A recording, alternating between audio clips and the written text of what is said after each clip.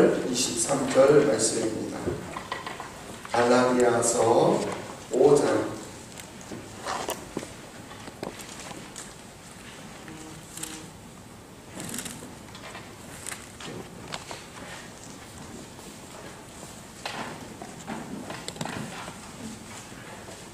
갈라디아서 5장 22절, 23절 말씀 우리 같이 한 목소리로 읽겠습니다.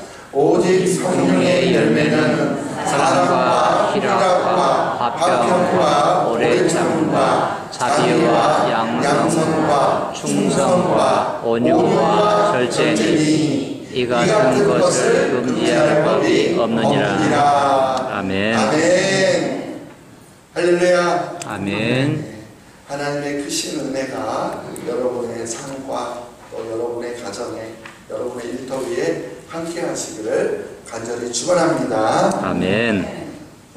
우리가 아무리 예수 그리스도의 복음을 받아들여서 죄에서 자유함을 얻고 하나님의 자녀로 새로운 삶을 시작했다고 하더라도 우리를 또다시 죄의 종로로 타도록 이끌어가는 그런 육체의 욕망에서 우리가 완전히 자유로울 수가 없습니다.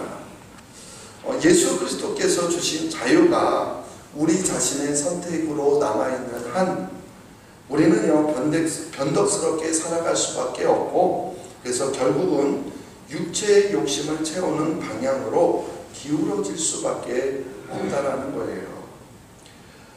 우리가 그래서 이러한 육체의 일에서 진정한 자유를 누릴 수 있는 오직 한 가지 비결은요, 오직 성령의 다스림을 온전히 받아들이는 바로 성령 충만함에 있습니다.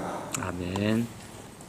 그래서 우리에게 주어진 자유를 우리가 어떻게 사용하느냐에 따라서 우리가 육체의 욕망을 채우는 삶을 살게 될 수도 있고, 아니면 성령의 인도함을 따르는 삶을 살 수도 있게 되는 것입니다. 그래서 사도 바울은요, 우리가 육체의 욕망을 채우는 삶을 선택하게 될 때 우리 안에 나타나는 육신의 일 15가지를 열거했는데요.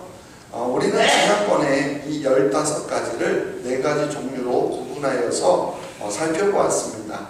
음의 더러운 것, 호색에 해당되는 성에 관련된 것과, 그리고 우상 숭배, 주술에 해당되는 종교에 관련된 것, 그리고 원수 맺는 것, 분쟁, 시기, 분내, 당짓는 것, 분열함, 이단, 투기에 해당하는 관계에 해당되는 것, 그리고 마지막으로 술 취함과 방탕함에 해당되는 술과 관련된 것으로 이렇게 총 15가지 육신의 일을 4가지 종류로 분류하여서 우리가 함께 살펴보았습니다. 자, 그렇다면 우리의 삶 속에 이러한 모습들이 나타나는 육체의 욕망을 따르는 삶을 우리가 선택하지 않고요, 성령의 인도함을 따르는 삶을 선택하게 된다면 우리에게 어떠한 모습이 나타나게 될까요? 바울은요, 성령의 인도함을 따르는 삶을 살게 될 때 나타나는 모습을 바로 성령의 열매로 설명하고 있습니다. 바로 이것이 오늘 우리가 함께 나눌 말씀입니다. 오늘 본문 말씀 9절이니까요 다시 한번 더 중요하니까 같이 읽어볼게요. 오직 성령의 열매는 사랑과 희락과 화평과 오래 참음과 자비와 양성과 충성과 온유와 절제니 이 같은 것을 금지할 법이 없느니라. 아멘. 바로 이러한 성령의 열매에는 총 9가지가 있습니다. 그래서 우리가 소위 성령의 9가지 열매다 이렇게 우리가 말을 하죠. 다시 한번 볼까요? 사랑, 희락, 화평, 오래 참음, 자비, 양성, 충성, 온유, 절제. 이 성령의 9가지 열매가 우리에게 너무나도 중요합니다. 그래서 이러한 성령의 열매에 대해서 좀 구체적으로 나누었으면 하는데, 이 성령의 열매의 9가지 각각에 대해서는 우리가 다음 주에 다시 한번 자세하게 나누도록 하고요. 오늘은요, 이 성령의 9가지 열매에 대해서 우리가 그 기본적으로 이해해야 될 몇 가지 특징에 대해서 함께 나누고자 합니다. 성령의 열매의 특징입니다. 그 첫 번째는요, 성령의 열매는 오직 이것뿐이라는 사실이에요. 성령의 열매는 이것뿐이다. 오늘 본문 다시 이렇게 보면은요, 처음에 뭐라고 시작하죠? 오직 성령의 열매는, 오직 성령의 열매는, 그러니까 성령의 열매들에는 이러한 것들이 있다 이렇게 말하지 않고 오직이라는 말을 통하여서 성령의 열매는 이것뿐임을 강조하고 있습니다. 다시 말해서 성령의 열매는요, 여기에 나오는 9가지 이외에 다른 것이 없다라는 거예요. 다른 것이 없습니다. 자, 그렇다면 우리가 여기에서 성령의 열매하고 우리가 간혹 혼동하는 성령의 은사에 대해서 한번 먼저 생각해 봤으면 합니다. 고린도전서 12장을 보시면, 그래서 우리가 고린도전서 12장을 소위 뭐라고 말하냐면은 은사장이라고 말하죠. 거기에 수많은 성령의 은사들이 기록되어 있습니다. 근데 이 은사가 영어로 뭐라고 하냐면은 기프트, 발음이 정말 좋죠? 기프트, 선물이에요, 선물. 우리말로 다시 번역하면 선물입니다. 거기에는 방언의 은사도 있고, 병 고치는 은사도 있고, 예언하는 은사도 있고, 가르치는 은사도 있습니다. 그래서 이것을 영어의 뜻으로 바꿔서 다시 한번 표현하면요, 방언의 선물도 있고, 병 고치는 선물도 있고, 예언하는 선물도 있고, 가르치는 선물도 있다라는 겁니다. 그리고 이러한 은사들은, 즉 선물들은 각 사람마다 다르게 주어진다는 거예요. 어떻게 주어진다고요? 각 사람마다 다르게 주어진다는 거예요. 그렇게 각 사람마다 다르게 주어지는 이유는 바로 각 사람을 유익하게 하려고 각 사람마다 다르게 주어진다는 거예요. 그리고 또한 전체적으로 교회를 하나의 그리스도의 몸으로 세워나가기 위해서, 교회의 덕을 세우기 위해서 이렇게 여러 가지 사람마다 다르게 은사를 주신다는 겁니다. 그러니까 은사는 한마디로 사역을 위한 것임을 우리가 알 수가 있습니다. 그런데요, 그렇게 성령의 선물, 즉 성령의 은사는 받았지만 성령의 열매를 못 맺는 사람들도 있다는 거예요. 그러니까 성령의 은사를 받았다고 해서 자동적으로 성령의 열매를 맺게 되는 것은 아니다라는 말입니다. 예를 들어서 방언의 은사를 받았다고 하면서 만약 그 사람이 방언파, 비방언파를 나누어 당파 만드는 일을 한다면, 그렇게 교회의 덕을 해치는 일을 한다면 그런 사람들은요, 성령의 열매와 전혀 상관없는 사람이라는 거예요. 이처럼 은사하고요, 성령의 은사와 성령의 열매는 다른 차원의 것입니다. 그래서 우리는요, 성령의 은사와 성령의 열매를 구분할 수 있어야 합니다. 자, 그런데 은사장이 어디라고 그랬죠? 12장. 고린도전서 12장이라고 했어요. 사도 바울은요, 고린도전서 12장의 가장 마지막 절인 31절에서 이렇게 말합니다. 너희는 더욱 큰 은사를 사모하라. 뭐를 사모하라고요? 더욱 큰 은사. 더욱 큰 은사요. 큰 은사. 12장에서 은사를 쭉 설명한 다음에 마지막 절에서 더욱 큰 은사를 사모하라. 내가 또한 가장 좋은 길을 너에게 보이리라. 이렇게 말한 다음에 고린도전서 13장에 가서, 고린도전서 13장이 무슨 장이죠? 사랑장. 사랑장. 바로 사랑에 대해서 아주 자세하게 설명하고 있습니다. 그러니까 사랑은요, 12장에서 말한 여러 가지 성령의 은사들보다 더욱 어떤 은사요? 큰 은사라는 거예요. 한마디로요, 은사와는 다른 차원의 것이다. 이것을 말하고 있어요. 무엇이요? 사랑. 근데 더 큰 은사인 사랑이 오늘 말씀을 보면 성령의 열매 중에서 어디에 나오죠? 제일 처음에 열매라는 사실입니다. 바로 이것이에요. 우리가 성령의 은사를 받아서 어떤 일을 하는 것보다 우리는요, 성령의 완전한 다스림을 받으면서 우리의 삶 속에 성령의 열매를 맺는 것이 더 귀한 일이다라는 것을 우리는 알아야 합니다.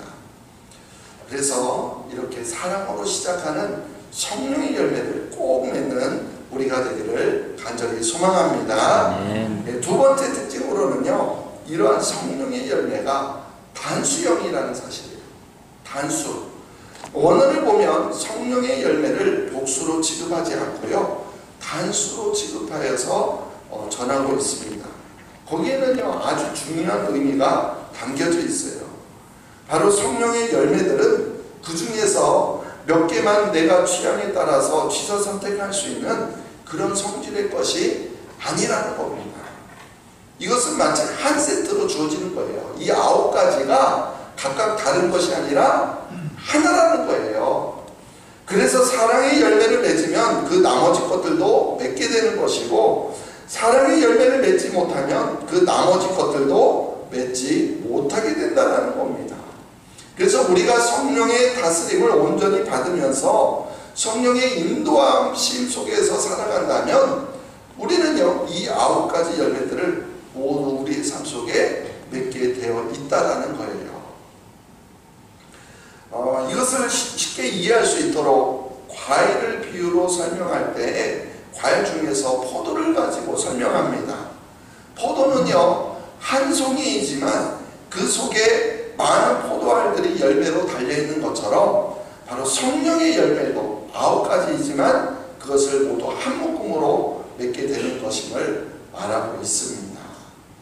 자, 세 번째로는요, 성령의 열매를 맺는 것은 나에게 달려있지 않다라는 사실이에요. 중요한데요, 성령의 열매는요, 내가 노력한다고 해서 얻게 되는 것들이 아니라는 겁니다. 그것은 말 그대로 성령의 열매이지 나의 열매나 어떤 내 노력의 대가가 아니라는 거예요.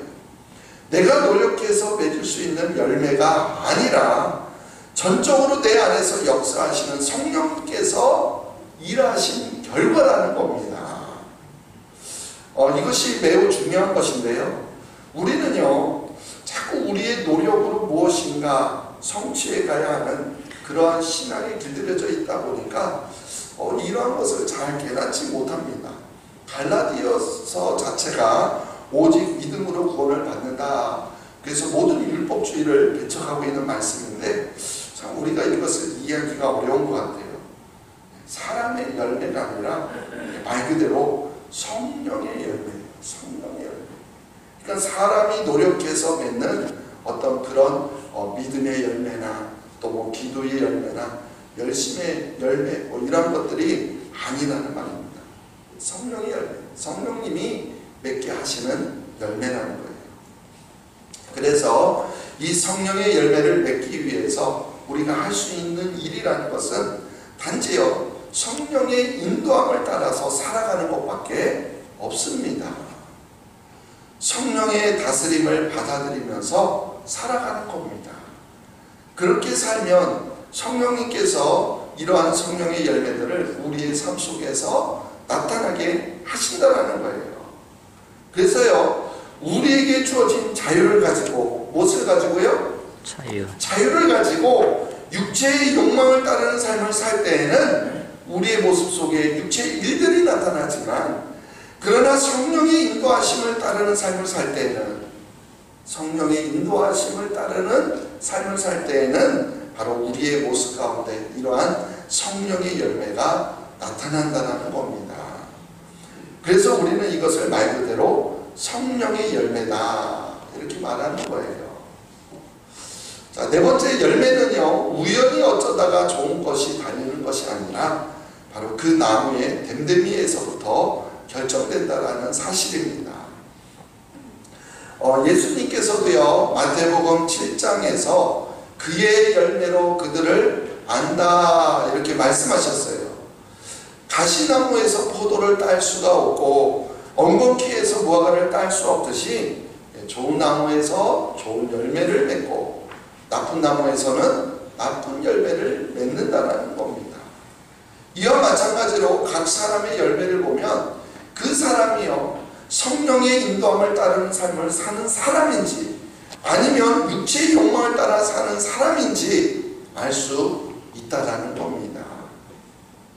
분명히요 성령의 지배를 받고 성령의 인도함을 받는 사람인 것 같은데 그의 삶 속에 어쩌다가 원수를 맺기도 하고 분쟁을 일으키기도 하고 시기하기도 하고 당파를 만들기도 하고 술 취하기도 하고 방탕하기도 하는 그러한 삶의 열매를 맺기도 하고 그럴 수 있다 없다? 없다라는 겁니다. 또 그 반대로요 성령과는 전혀 상관없이 자기의 욕심을 따라 즉 육체의 욕망을 따르는 육체의 욕망을 따르는 삶을 살면서도 뭐 어쩌다가 재수 좋으면 사랑이나 희락이나 화평 같은 그런 좋은 열매를 맺을 수 있는 것이 아니다라는 거예요. 그렇기 때문에 우리는 그런 성령의 사람인지 아닌지 신앙의 사람인지 아닌지를 구분할 수 있다라는 겁니다. 그것은요 바로 우리의 삶 속에서 어떤 열매를 맺느냐라는 거예요. 성령의 사람인지 아닌지 구분하는 것은 성령의 은사가 아니라 성령의 열매입니다.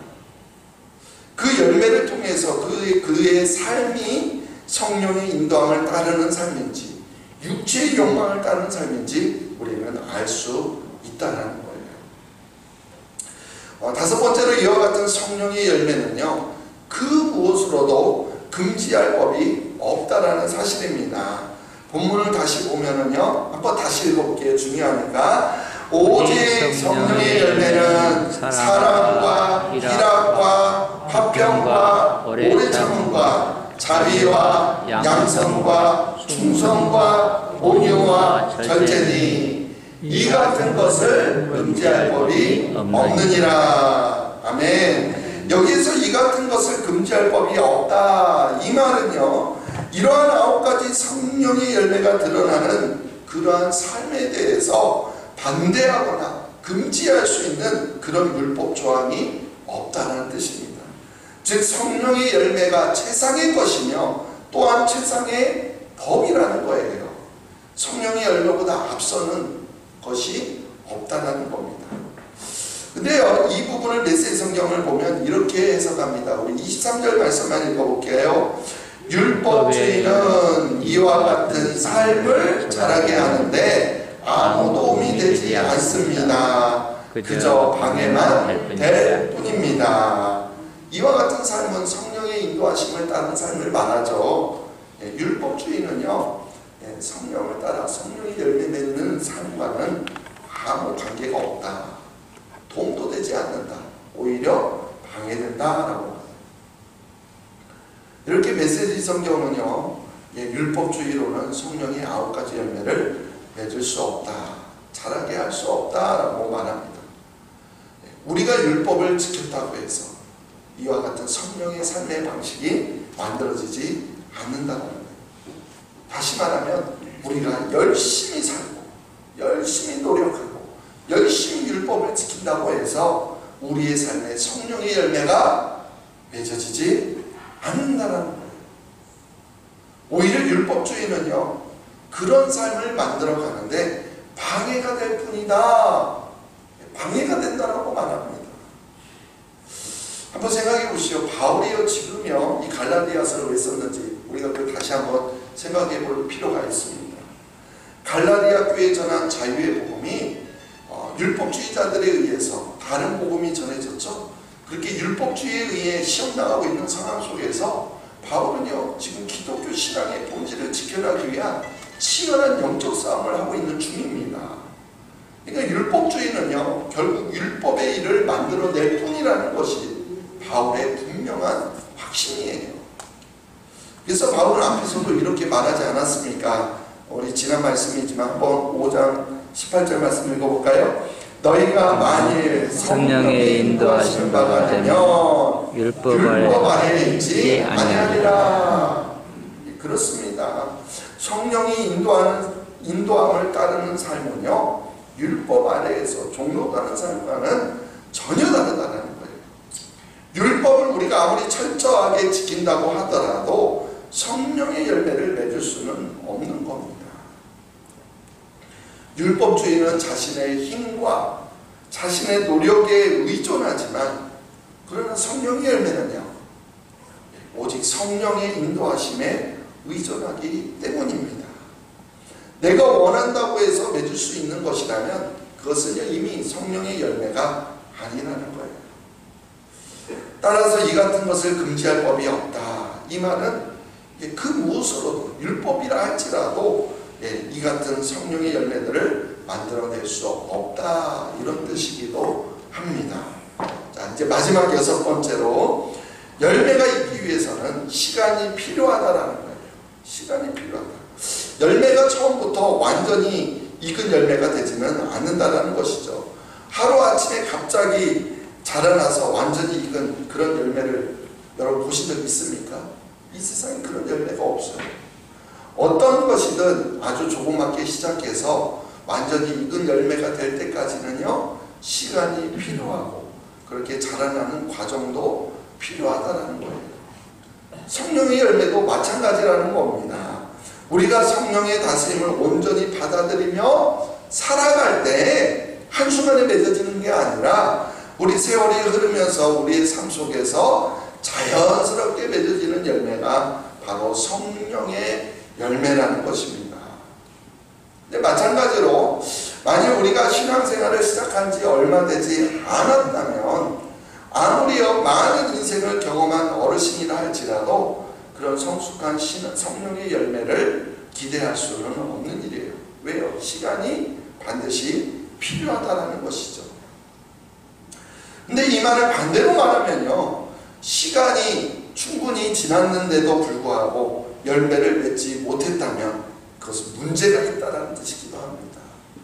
즉, 예수를 우리가 믿기 시작한 지 10년, 20년, 30년이 되었다면 그때는 이야기가 달라진다는 거예요.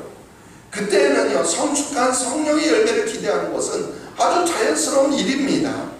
그런데 만일 그렇게 오랜 시간이 지났는데도 불구하고 그때가 되었어도 아직 그런 열매를 맺지 못하고 있다면 그것은요, 나무 자체에 뭔가 문제가 있다는 뜻이에요.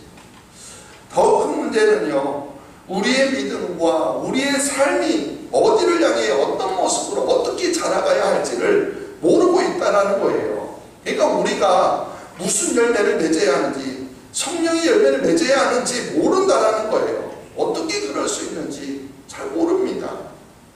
그냥 지금까지 살아왔던 대로 그대로 살아도 되는가 보다, 그렇게 생각한다는 겁니다. 그래서 오랜 세월이 지나고 난 다음에도 처음 신앙생활 시작했던 때랑 지금의 모습이 별로 달라지는 것이 없다라는 거예요.